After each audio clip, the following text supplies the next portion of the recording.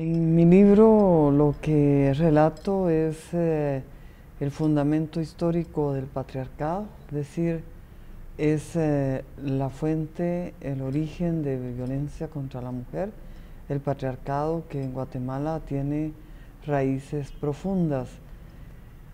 A partir de esta situación de un sistema patriarcal machista, indudablemente la mujer ha sido discriminada. No se le ha permitido el acceso en los órdenes económico, político, social. Y sufre además de violencia. La violencia contra la mujer viene a sumarse a la discriminación. De tal manera que en muchas ocasiones, como la mujer, por la razón misma de la discriminación, no ha tenido la oportunidad de estudiar, no puede tener un trabajo digno y no puede tener independencia económica. Esta dependencia económica la obliga en muchas ocasiones a tener una vida de violencia, una ruta de violencia que ha sufrido en silencio durante muchos años. Ese es, en términos generales, el fundamento del patriarcado al que yo hago relación al iniciar mi libro. Y luego, pues también incursiono en el narcotráfico, en el crimen organizado, trata de personas, como delitos donde la mujer siempre es la víctima. En Guatemala la pobreza, la violencia tiene rostro de mujer y ha habido indiferencia al Estado guatemalteco, particularmente hasta antes del año 2008.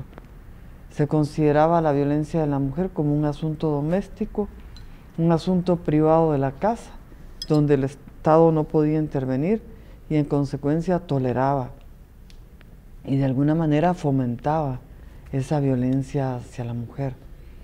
Pero a partir del año 2008 realmente se marca un hito, una diferencia importante en el país.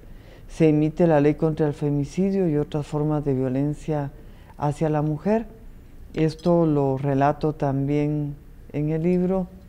Hago relación a cómo la normativa del milenio, CEDAW, Belén do Pará, son convenciones internacionales que nos ayudan a empezar a buscar los mecanismos de protección hacia la mujer guatemalteca. Antes del año 2008 se consideraban delitos de bagatela, o más bien faltas, que no tenían ninguna relevancia para el sistema judicial guatemalteco. Posteriormente, entonces, al año 2008, iniciamos el proceso de creación de juzgados y tribunales especializados en femicidio y violencia contra la mujer. También en el libro hago relación histórica de cómo se fueron construyendo los juzgados y tribunales de femicidio y cómo también se inicia a construir una justicia penal diferente, una justicia penal con enfoque de género que no solo permite sancionar la violencia contra la mujer, sino de alguna manera nos ha permitido empezar a desarticular esa estructura patriarcal, porque en la medida en que estamos llevando más juzgados y más tribunales a todo el país, pues el mensaje que estamos dando es de cero tolerancia a la violencia contra la mujer. Pues precisamente hubo una relación de diputadas parlamentarias de España, de México y de Guatemala. Se reunieron las parlamentarias de los tres países preocupados porque se incrementaba la violencia. Esto fue a partir del año 2006 en los tres países. Desde luego en Guatemala con más el número de mujeres que habían sufrido femicidio, y esta convergencia de las parlamentarias dio lugar a que se presentara la iniciativa de ley en Guatemala de la ley contra el femicidio y otras formas de violencia contra la mujer. Y luego la lucha de las organizaciones de mujeres, de sectores nacionales e internacionales que daban la voz de alarma de lo que estaba sucediendo en Guatemala, permitió que se implementara esta ley. Las medidas son diversas. Tenemos o estamos trabajando coordinadamente con Estados Unidos, con El Salvador y Honduras, Guatemala, puesto que somos, y México, somos los países con mayor problema de narcotráfico, somos un lugar de paso. Estamos trabajando mediante mesas técnicas, pero también siguiendo los procesos que corresponden. Por un lado, las extradiciones.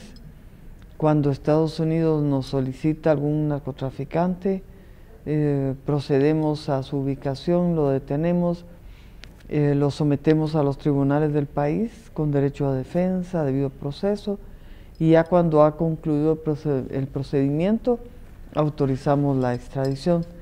Pero también internamente en el país seguimos diversos casos de narcotráfico, utilizamos métodos especiales de investigación como escuchas telefónicas y otros instrumentos que utilizamos en la persecución penal y los estamos procesando ante los tribunales del país.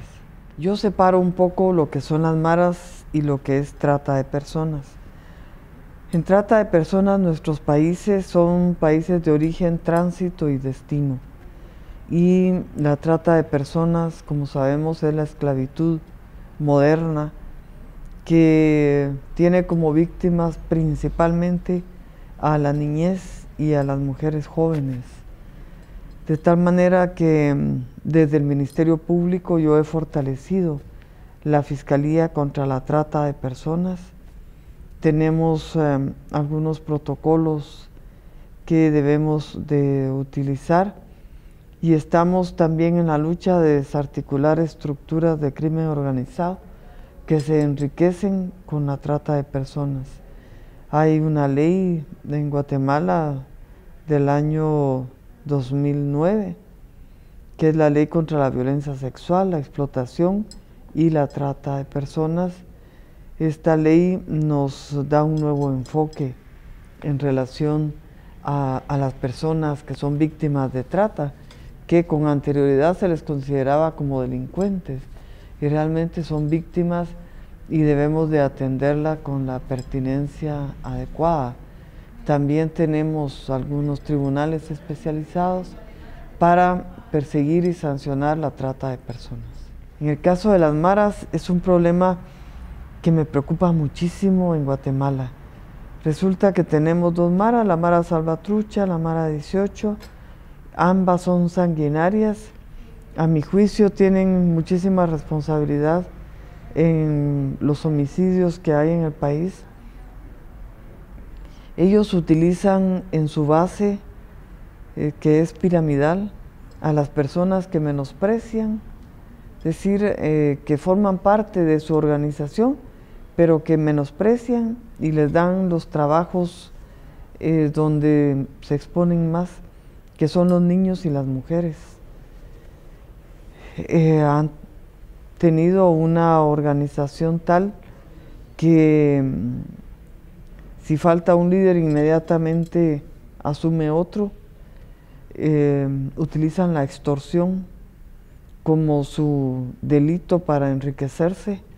Extorsionan a comerciantes, a personas que con mucha honradez se dedican a su trabajo. La extorsión en Guatemala es delito que yo debo de ponerle muchísima atención. Estamos trabajando un plan conjunto con la Comisión Internacional contra la Impunidad en Guatemala, CICIG, el Ministro de Gobernación y el Ministerio Público, para en los próximos meses impulsar un plan contra las extorsiones, porque tenemos claridad de que solo unidos las tres entidades podemos luchar contra las extorsiones, contra las maras, que al final son también el crimen organizado en el país. Y justamente ayer hablamos con algunos funcionarios de acá de España sobre un proyecto de talleres para la juventud, para quienes integran las maras, porque si bien es cierto debemos de sancionar, debemos de encarcelarlos, también lo es que debemos de propiciar como Estado mejores oportunidades a la juventud. Así es de que sobre estos talleres vamos a profundizar más adelante para que ojalá un programa tan especial como este lo pudiésemos llevar a Guatemala y ayudar a la juventud a rescatarla de las maras. Por supuesto, educación y justicia unidos, la prevención es más importante que la sanción. Estoy ya implementando una fiscalía especial que va a empezar a trabajar a finales del mes de noviembre. Esta fiscalía va a tener a su cargo liquidar expedientes que están en mora, que son muchos, que son bastantes.